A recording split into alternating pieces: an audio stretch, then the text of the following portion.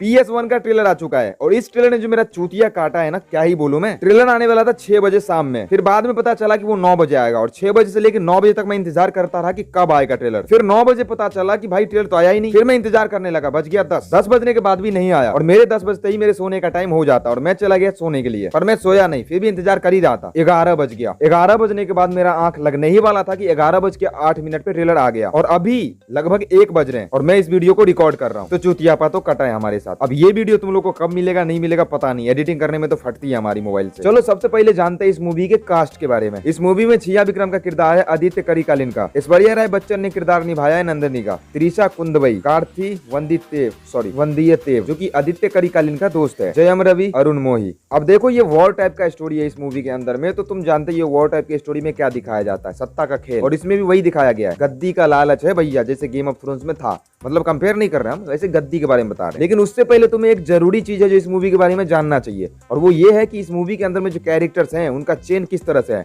मतलब कौन किसका भाई है, कौन किसका चाचा है। देखो उतना ज्यादा डीप में नहीं चलते हैं, सुंदर चोला के टाइम से चलते हैं। सुंदर चोला नाम का एक राजा था जिनके 2 बेटे और 1 बेटी है, जिसमें से सबसे बड़ा वाला बेटा है आदित्य, छोटा वाला बेटा है अरुण मोही और एक बेटी भी है कुंदवई। और सुंदर चोल का अफेयर भी चलता था बाहर से, मतलब लव इंटरेस्ट जो था बाहर से मंदाकिनी देवी के साथ, और मंदाकिनी देवी से भी सुंदर चोला को एक बेटा और एक बेटी होता है, मधुरंत का और नंदिनी। आदित्य और नंदिनी के बीच मनमुटाव होता है, मतलब एक तरह का कह सकते हो दुश्मनी, क्योंकि आदित्य एक टाइम पे नंदिनी से प्यार किया करता था और आदित्य नंदिनी के प्रेमी को मार देता है। मतलब हो सकता है पहले से नंदिनी का कोई प्रेमी होगा, उसको आदित्य मार देता है और इसकी वजह से दोनों के बीच में बनती नहीं है। हम जहां तक इस फिल्म की कहानी को अनुमानित कर पा रहे हैं, अनुमान लगा रहे हैं हम। अब फिल्म के अंदर में क्या होगा नहीं होगा वो तो बाद में तुम जानना, हमको नहीं पता, बस मैं अनुमान लगा रहा हूँ मतलब क्या कुछ हो सकता है कहानी। चोल साम्राज्य के स्वर्ण युग यानी कि अच्छे दिन आने से पहले धूमकेतु का एंट्री हो जाता है साम्राज्य को खत्म करने के लिए, मतलब धूमकेतु चोल साम्राज्य को खत्म कर देगा, ऐसा कुछ मोड़ आ जाता कहानी में। और ऊपर से महल के अंदर में भी साजिश चल रहा होता गद्दी को लेकर के, और एक तो बाहर से धूमकेतु एंट्री मार ही देता है चोल साम्राज्य को खत्म करने के लिए, और वो धूमकेतु कोई और नहीं रविदासन है, जिसका रोल प्ले किया है किशोर ने। ट्रेलर में इनकी बस एक झलक ही दिखाई गई है और कुछ नहीं। हो सकता है कि बाद में इनका प्रोमो वगैरह आवे तो हो सकता है कि दिखाई दे, हो सकता है छुपा रहे होंगे ये लोग, मतलब सरप्राइज, किसको नहीं पसंद। तो सीधा सीधा कहानी ये है कि गद्दी को लेकर के इस मूवी में कहानी चल रहा है कि मतलब गद्दी पे कौन बैठेगा, रविदासन जो कि हमला करके खत्म कर देगा चोल साम्राज्य को और खुद बैठ जाएगा, या फिर परिवार वाले। हमको जहां तक लग रहा है कि परिवार वाला जो मामला है एक जगह पे जाके शांत हो जाएगा और सब एक हो जाएंगे,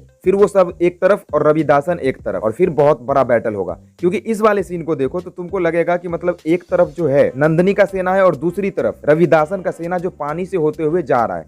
अब हमको ऐसा क्यों लगा, क्योंकि देखो ये जो नाव दिख रहा है तुमको साइड में जिसमें शेर के जैसा कुछ मुंह निकला हुआ है, इससे ऐसा लग रहा है कि ये रविदासन का जहाज है, क्योंकि जब ट्रेलर की शुरुआत होती है तो उसी टाइम में धूमकेतु के बारे में बताया जाता है अनिल कपूर की आवाज में। हमको ऐसा लग रहा है कि यही है धूमकेतु का जहाज जिसपे रविदासन सवार है और वो हमला करने जा रहा है चोल साम्राज्य के ऊपर। अब देखो ट्रेलर को देखने के बाद VFX जो है इसका अपने को पसंद आया। इन सब सीन को देख कर ना मतलब वाइकिंग वाला याद आता है, उसमें भी ऐसे ही जहाज वगैरह बहुत ज्यादा होता था। मैं कंपेयर नहीं कर रहा हूँ, बस याद कर रहे हैं उन सब पलों को, क्या पल हुआ करते। फिल्म के अंदर में जो म्यूजिक है AR रहमान सर ने दिया है तो मतलब बढ़िया तो होगा ही, क्योंकि उनका अलग ही लेवल का काम करने का तरीका है और म्यूजिक सच में सीन के हिसाब से एकदम परफेक्ट बैठता भी है। ट्रेलर में कुछ ऐसे सीन है जो बहुत ज्यादा ब्रूटल भी है, जिसको देखने के बाद ऐसा लगता है कि मूवी के अंदर में जो सीन्स वगैरह होगा मतलब काट मार वो बहुत ज्यादा ब्रूटल होने वाला है, मतलब खून की नदियां बहने वाली है। अब देखो मूवी का बजट है 500 करोड़ और अगर उसके हिसाब से देखे तो ट्रेलर के अंदर में जो फाइट सीन वगैरह दिखाया गया है वो नॉर्मल ही है, कुछ यूनिक नहीं है। मतलब अगर 500 करोड़ का है तो यूनिक होना चाहिए, या फिर हो सकता है कि इस मूवी का जो असली माल है वो थिएटर में ही देखने को मिले, तब तो और भी ज्यादा भौकाल मचेगा। बाकी इस मूवी में जो बैटल वाला सीन है वो बहुत ज्यादा भौकालिक लगता है और ऐसा लगता है कि ये एक अलग ही लेवल की चीज होने वाली है और हम तो एक्साइटेड हैं इस फिल्म के लिए। वैसे इस फिल्म की कहानी जिस नॉवेल से उठाई गई है वो बहुत बड़ी है और अगर उसके हिसाब से देखा जाए तो इस मूवी का एक बहुत बड़ा फ्रेंचाइज बन सकता है 10-12 मूवी का, और तब तो और भी ज्यादा मजा आएगा। वैसे हम एक बात भूल ही गए थे कि जिस दिन ये मूवी रिलीज होगा उसी दिन वेदा विक्रम भी आने वाला है, मतलब कुछ ज्यादा ही बवाल नहीं मच जाएगा बॉक्स ऑफिस पे। तो बस इस वीडियो में इतना ही रखते हैं, इससे ज्यादा नहीं बढ़ाने वाले। ज्यादा बड़ा वीडियो होगा तो तुम लोग छोड़ के भाग जाओगे, हमको पता है, क्लिक भी नहीं करोगे। अगर तुमको वीडियो पसंद आई हो तो चैनल को सब्सक्राइब करो अभी के अभी प्लीज। देखो मेहनत तो लगी है यार वीडियो बनाने में, तो एक सब्सक्राइब तो बनता है। और अगर कुछ पूछना है तो कमेंट बॉक्स खाली है, उधर जाके पूछ सकते हो आराम से। और हाँ एक जरूरी बात,